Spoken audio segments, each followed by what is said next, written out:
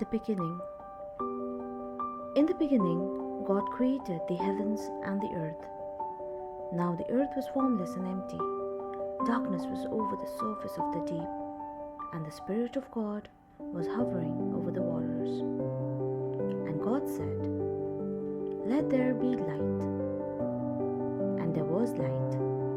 God saw that the light was good, and He separated the light from the darkness. God called the light day, and the darkness He called night. And there was evening, and there was morning, the first day. And God said, "Let there be a vault between the waters to separate water from water." So God made the vault and separated the water under the vault from the water above it. And it was so. God called the vault sky, and there was evening, and there was morning, the second day. And God said, "Let the water under the sky be gathered to one place, and let dry ground appear." And it was so. God called the dry ground land, and the gathered waters He called seas. And God saw that it was good. Then God said, "Let the land produce vegetation, seed-bearing plants and trees on the land that bear fruit with seed in it, according to their various kinds."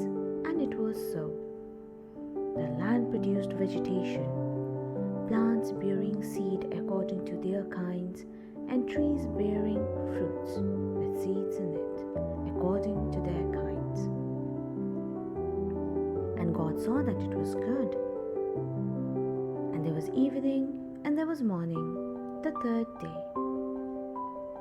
And God said, "Let there be lights in the vault of the sky to separate the day from the night, and let them serve as signs to mark sacred times, and days, and years. And let them be lights in the vault of the sky to give light on the earth." And it was so. God made two great lights, the greater light to govern the day, and the lesser light to govern the night. He also made the stars. God set them in the vault of the sky to give light on the earth, to govern the day and the night, and to separate light from darkness. And God saw that it was good.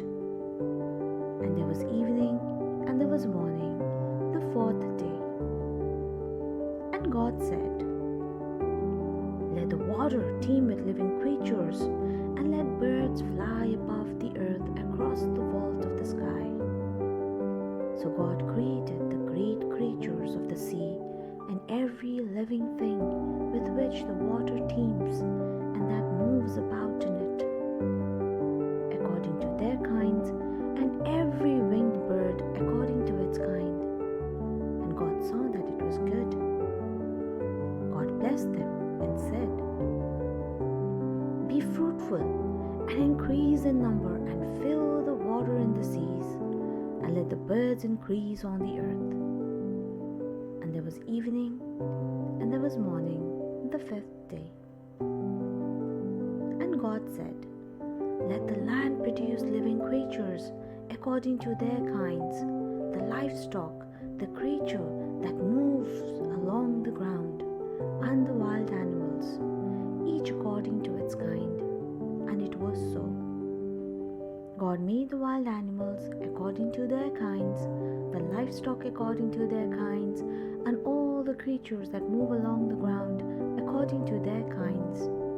And God saw that it was good. Then God said, "Let us make mankind in our image, in our likeness, so that they may rule over the fish in the sea, and the birds in the sky, over the livestock and all the wild animals, and over all the creatures that move along the ground."